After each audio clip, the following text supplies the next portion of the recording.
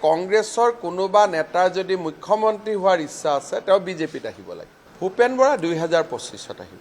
যেনেকৈ মোদী গেৰেণ্টি থাকে এইটো হিমন্ত গেৰেণ্টি 2025ৰ ঠিক জানুৱাৰী ফেব্ৰুৱাৰী মাৰ্চ এনেকুৱা মাহতে আহিব। আপোনালোকে বেছি লাজ দি থাকিলে দিগদাৰ হ'ব। আপোনালোকে একো এই প্ৰশ্নটো মোক সুধি নাথাকিলে 2025ত আহিব, কিন্তু লাজ দি থাকিলেতো অলপ দেৰি হ'ব। গতিকে আপোনালোকে যদি হিমন্ত গেৰেণ্টিটো সফল হোৱাটো বিচাৰিছে তেতিয়াহ'লে বেছি লাজ দি নাথাকিব, কাৰণ তেওঁকতো আমি সন্মানেৰেহে আনিম। আমিতো তেওঁক বিধায়ক কৰিব আনিম, মন্ত্ৰী কৰিব আনিম।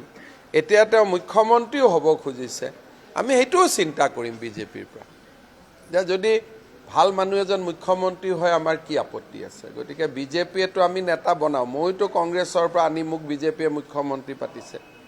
গতিকে কংগ্ৰেছৰ কোনোবা নেতাৰ যদি মুখ্যমন্ত্ৰী হোৱাৰ ইচ্ছা আছে তেওঁ বিজেপিত আহিব লাগে।